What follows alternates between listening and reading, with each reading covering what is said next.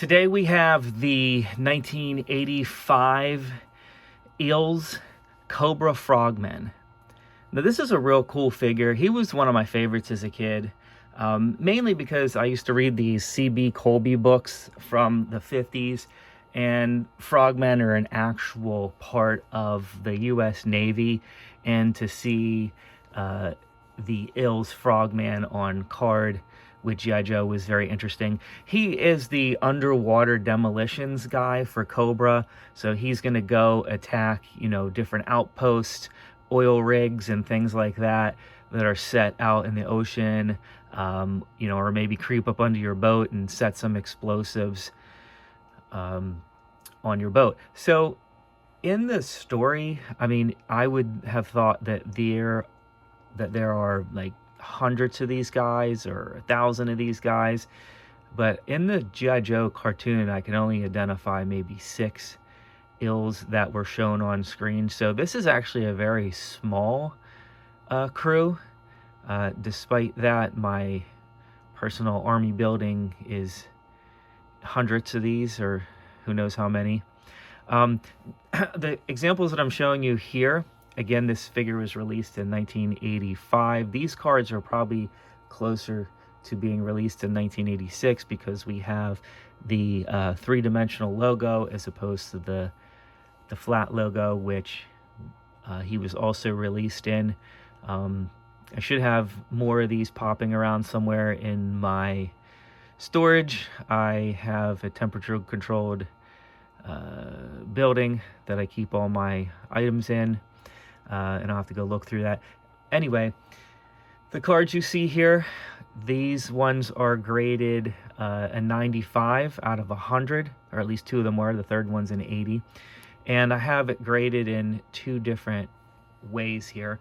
A 95 is about as flawless as you can get.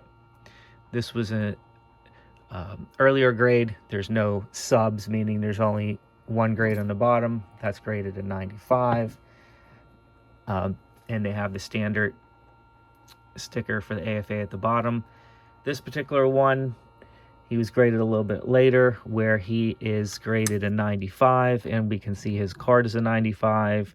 His blister, the card meaning the cardboard part, and then the blister meaning the plastic that the figure comes in, that's a 95, and the figure's a 90, altogether for a mint condition 95. These are considered gray file cards because the back of the card here is gray.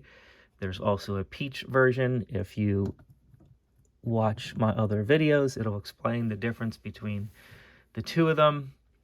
This card happens to be unpunched, meaning it was never hung up on the rack. Of course, you could have punched the card and not hung him up as well. But that is a punched card. This is an unpunched card. So he came with a lot of cool accessories. You got your little harpoon gun. You got his little pack. He came with flippers, which you really can't see. They're in the back of the package there. So a lot of cool stuff, especially because he was able to stand up, by himself without a stand, was helpful. And since I had the moray, he could jump off of the moray into the water with the depth chargers. And so, yeah, definitely a cool and interesting figure. 10 of 10 here.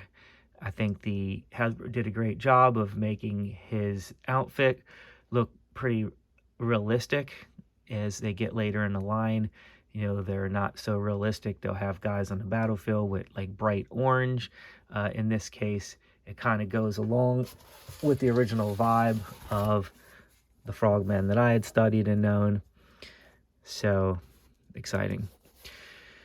If you like what I've said about this and you like the channel, please subscribe. It helps me out, at least until I get 1,000 people.